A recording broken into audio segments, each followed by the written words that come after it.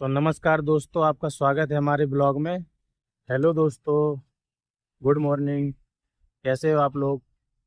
तो मैं दोस्तों आया हूँ आज, बहुत दूर आया हूँ। और क्या है कि दोस्तों मैं आपको एक बहुत अच्छी चीज़ दिखाना चाहता हूँ, बहुत बढ़िया जगह दिखाना चाहता हूँ जो कि पुराने इतिहास की है। और जैसे एक ताजमहल है ना, प्यार की कहानी है। आगरे का जो ताजमहल है वो प्यार की कहानी है। उसी तरह एक और मैं आपको महल दिखाना चाहता हूँ, या मंदिर समझ लो, दिखाना चाहता हूँ। वो बहुत पुराना है, वो भी एक प्यार की निशानी है। तो मैं पहले आपको दिखाता हूँ, फिर उसके बाद बताता हूँ।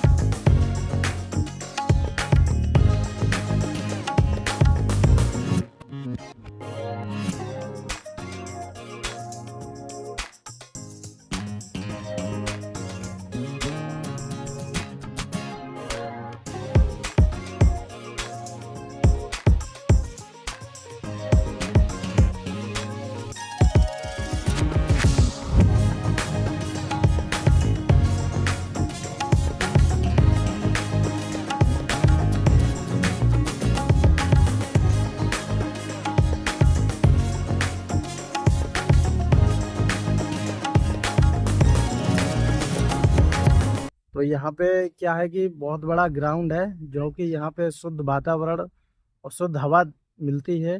यहाँ पर कई लोग आते हैं, सुबह सुबह और शाम को भी। कई लोग यहाँ खेलते हैं, बच्चे भी खेलते हैं। और जो व्यक्ति हैं वो व्यायाम करने आते हैं, एक्सरसाइज करने आते हैं, अपना बॉडी मेंटेनेंस करते हैं। और मैं आपको ले चलता हूँ, दिखाता हूँ आपको बढ़िया बढ़िया चीज़ यहाँ की, जो फेमस है, या मतलब जो भी बढ़िया चीज़ है। तो अभी इस टाइम पर हैं हम लोग। इस टाइम पर मैं हूँ कासना, ग्रेटर नोएडा, जो कि यूपी में पड़ता है, परी चौक के आगे। यहाँ आया हूँ, मैं बहुत दूर आया हूँ। मैं आपको दिखाता हूँ कि मेरा इतना दूर आने का मकसद है आप लोगों को ये चीज़ दिखाना, क्योंकि ये चीज़ हर कोई नहीं जानता है। आगरा का ताजमहल सब कोई जानता है, मगर ये चीज़ नहीं जानता कोई। ये भी एक प्यार की निशानी है, तो मैं आपको दिखाता हूँ।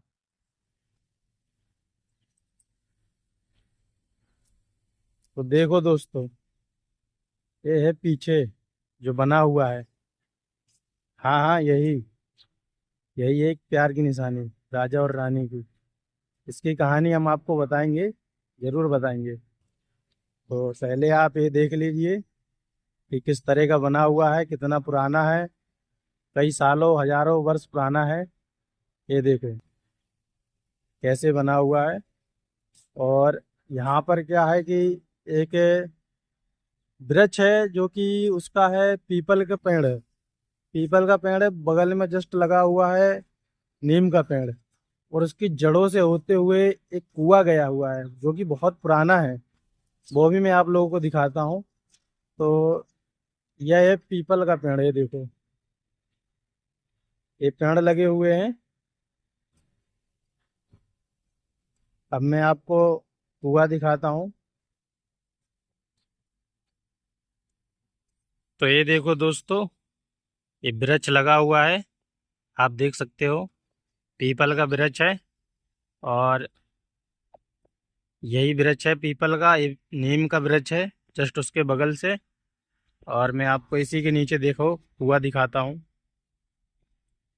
एक कुआं है उसी के नीचे से, काफी गहरा है। मैं ऊपर नहीं चढ़ रहा हूँ। और जो प्यार की निशानी बताया था मैंने, राजा और रानी की, ये देखो, ये है वो चीज जो प्यार की निशानी है। इसको बोलते हैं सती निहालदी का मंदिर। तो कौन कौन जानता है इस मंदिर को, आप लोग कमेंट करके ज़रूर बताएं। कासना में है ये, ग्रेटर नोएडा यूपी में। मैं बहुत दूर आया हूँ आप लोगों को दिखाने के लिए। ये यहाँ का ग्राउंड है, मैदान है, जिसमें शुद्ध वातावरण रहती है। बहुत लोग आते हैं। सुबह के बज रहे हैं 7:23। और धूप भी थोड़ी थोड़ी निकलने लगी है। काफ़ी लोग आए थे सुबह सुबह, वो चले गए हैं।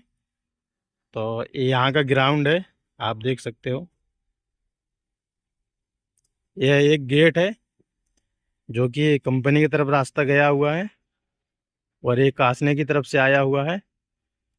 यहाँ से लोग आते हैं, कई सारे लोग शॉर्टकट मारते हैं और ड्यूटी जाते हैं, अपना कंपनी में काम करते हैं। ये पूरा ग्राउंड है।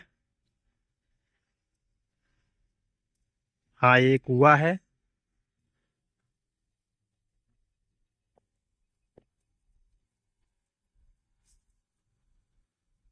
देखो मंदिर दिखाता हूँ अब आपको।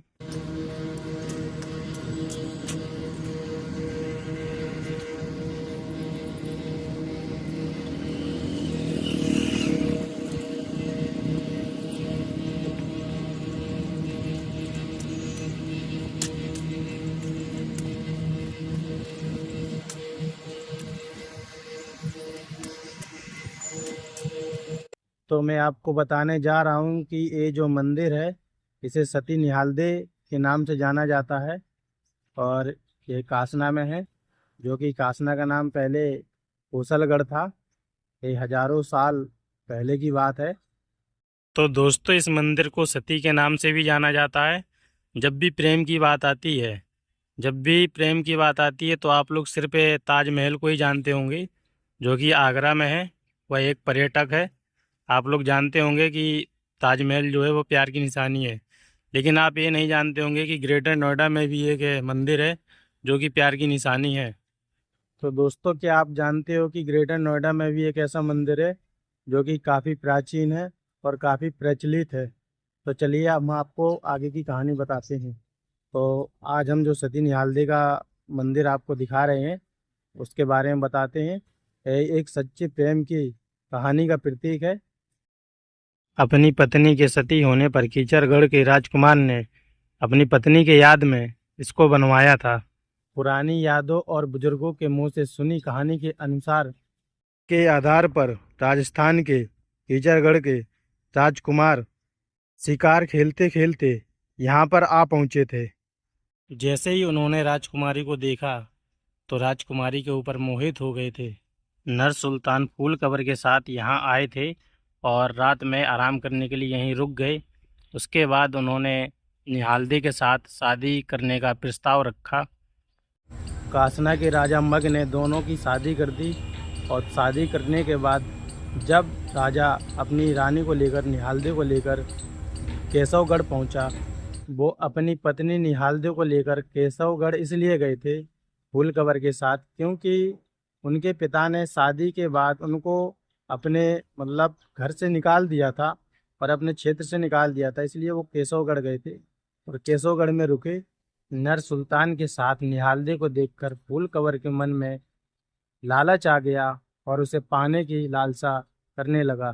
फूल कवर ने नर सुल्तान को मारने की कोशिश की जान से, लेकिन नर सुल्तान बच गया। और उसके बाद नर सुल्तान ने यह अपनी कहानी केशवगढ़ के राजा को बताई, किसने मुझे मारने का प्रयास किया है। लेकिन राजा ने अपने पुत्र का पक्ष लेते हुए नर सुल्तान को बनवास जाने का हुक्म दिया। नर सुल्तान राजा की बात मानकर बनवास जाने लगा, लेकिन रानी ने उनके साथ जाने की जिद की। पर रानी निहालदे को उन्होंने समझाया बुझाया और कहा कि मैं 30 पर वापस आ जाऊंगा। और इतना कहकर वह चला गया अपनी रानी से वादा करके। इधर रानी अपने पति के वियोग में अपने पिता के घर आ गई। वहाँ राजा सुल्तान राजस्थान से नरोगढ़ के अपने मारो के यहाँ पहुँच गया। सुल्तान ने मारो से अपने परिवार की बात को छुपाए रखा। लेकिन एक दिन निहालदे का पुत्र उसके हाथ में आ गया इससे उसको पता चल गया। फिर सुल्तान को कैसे भी करके पता चला कि उसकी पत्नी उसके वियोग में दिन काट रही है और 30 के दिन पूरे हो जाने पर वह अपने पत्नी के पास चला जाएगा। यहाँ निहाल देव के पास आने में उनको देर हो गई। उन्होंने प्रण के अनुसार जलती चिता में अपने आप को भस्म कर दिया। राजा सुल्तान ने रानी की याद में यहाँ पर मंदिर बनवाया और आज भी क्षेत्र में सती निहालदे के नाम से विख्यात है। आज यह मंदिर काफ़ी जर्जर हो चुका है। वर्तमान में यह जर्जर है, लेकिन इस मंदिर को प्रेम की निशानी को इतिहास के पन्नों में जोड़ा जा चुका है। आज यह ऐतिहासिक धरोहर प्रशासन के रिकॉर्ड में भी दर्ज है। इसका निर्माण उस समय राजस्थान के कला के अनुसार ही कराया गया था।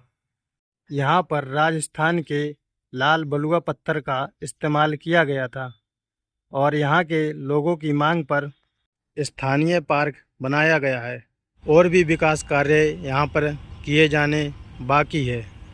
यहाँ पर पहले कुएं थे और आज भी यहाँ पर कुएं हैं और बताया जाता है कि 9 कुएं थे यहाँ पर और 100 एकड़ से भी ज़्यादा की ज़मीन पर यहाँ पर बाग था पहले, 100 एकड़ से भी ज़्यादा।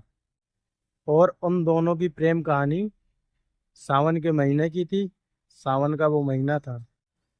उसके बाद पहले के शासनकाल में कई राजाओं की आपस में कईयों की यहाँ पर लड़ाइयाँ हुई तो ज़मीन यहाँ की ध्वस्त हुई है। काफ़ी ज़मीनें यहाँ की ध्वस्त हो गई हैं और टूट चुकी हैं, जर्जर हो चुकी है। तो यहाँ पर 2011 में इनको मरम्मत किया गया है और अभी आगे भी इनका मरम्मत का काम अभी बाकी है।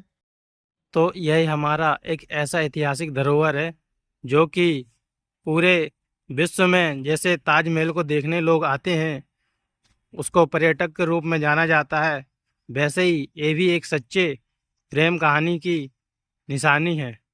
इसकी प्रेम कहानी भी ताजमहल से कम नहीं है। इसकी प्रेम कहानी ताजमहल के समान मानी जाती है। यहाँ पर ये सारा निर्माण प्राधिकरण के द्वारा फिर कराया गया, क्योंकि यहाँ पर सब फैक्ट्रियाँ बनने वाली थी और आसपास पीछे भी कई फैक्ट्रियाँ बनी हुई हैं। इस मंदिर का पर्यटक के रूप में लाने का कोशिश जारी है। ये भी पर्यटक के रूप में आए और यहाँ पर भी काफ़ी सारे लोग आए, तो संघर्ष में लगे हुए हैं। अगर यह पर्यटक के रूप में आ गया तो बहुत अच्छी बात है। दूसरी बात, यहाँ पर बहुत सारे लोग सुबह आते हैं एक्सरसाइज करने। अभी तो धूप निकल आई है, सुबह कई सैकड़ों की संख्या में यहाँ पर लोग आते हैं, एक्सरसाइज करते हैं और अपना मनोरंजन भी करते हैं। तो दोस्तों, हमारा ब्लॉग यहीं तक के लिए था। अगर आपको हमारा ब्लॉग अच्छा लगा हो तो आप हमारे ब्लॉग को लाइक करें और सब्सक्राइब करें और शेयर करना तो बिल्कुल मत भूलें। अगर आपको हमारी कहानी अच्छी लगी हो और ये कहानी अगर आपने पहले कभी सुनी हो तो आप हमें कमेंट में ज़रूर बताएं।